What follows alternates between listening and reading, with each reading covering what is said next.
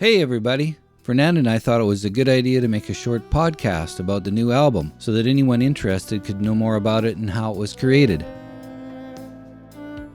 I guess the only good thing about this horrible pandemic was that we had to stay in one place, and I was able to spend the time necessary to attempt to compose and record a new album. So from getting the ideas down on paper to fleshing out the arrangements of the songs, I guess the primary task was the composition of the tunes. Songwriting doesn't come very easy for me. I do seem to have a knack for arranging and producing, and with those skills I can add value to a raw idea, like having a song that's partially completed and then fleshing it out. But actually creating the idea in the first place, well, that's at best a kind of a mysterious and elusive thing for me. However, I was determined to give it a try and see if I could tap into that channel that can manifest new music.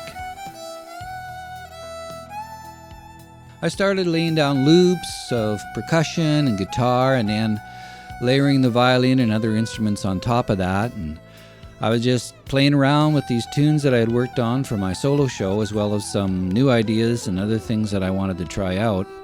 And if I got something that I liked, I used my iPhone to record it and capture that performance.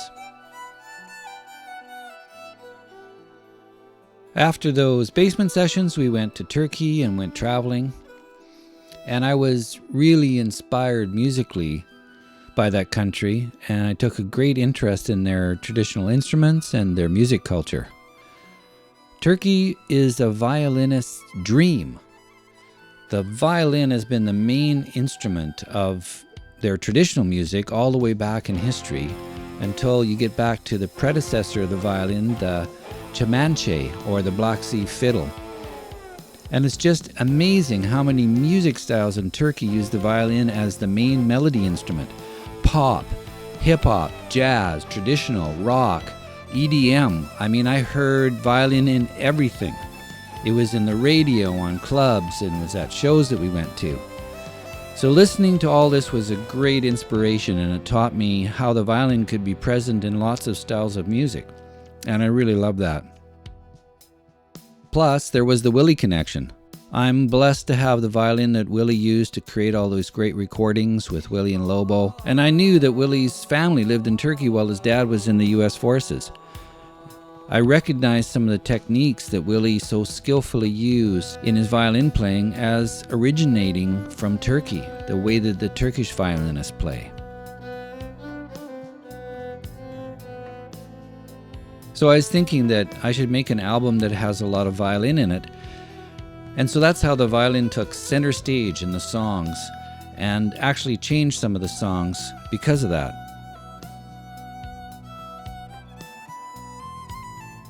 So the whole thing started in the basement, and then it was affected by our travels to Turkey. To record a professional mastered recording is no small feat, and I knew I needed to get some new equipment if I was going to pull it off. I upgraded to some more professional recording equipment, microphones, and software. So the first thing I had to do was learn how this new software and equipment worked. So I started doing some test recordings to get familiar with everything. I learned that producing everything yourself without the help of other musicians or engineers to collaborate with and bounce things off of, this is a big challenge. And further to that, one big surprise I didn't count on was how much you need to have another set of ears during this process. Fernanda was a big help to me there, and I was able to get some perspective. By her listening and being honest with what she was hearing, it gave me a different set of ears with which to judge what I was doing, and she was fantastic at that. I was very fortunate that my new equipment, the Pro Tools Carbon system, allowed me to record like you would in a professional studio, so that I could have the effects and tone and compression or whatever I needed on the track the way that I wanted to put it down when I was actually doing the recording. I definitely perform so much better when I'm able to hear the sound that I want to hear in the headphones when I'm trying to record. Since I play mostly by heart and spontaneously, I need it to sound good in order to kind of complete the picture of creating that sound. And if I don't have that advantage, well, then my playing suffers as well. So this was a blessing since it allowed me to express myself more and capture the best moments. I decided to name the album Doorways. There are many reasons for this. First of all, I played my violin in front of a lot of ancient sites when we were making this little music video, and many of those sites I played in front of had an arch or a doorway. Second, I was looking for a name that would tie all the songs together somehow, and since the songs are all a little bit different, I struggled to find something until I thought, well, in fact, each song is kind of a doorway to a place, an event, or a feeling.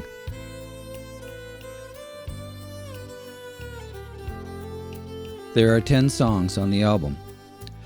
There's 7 originals, 1 cover, 1 traditional, and 1 song called Spanish that I collaborated on with a South African jazz band called Ashwita.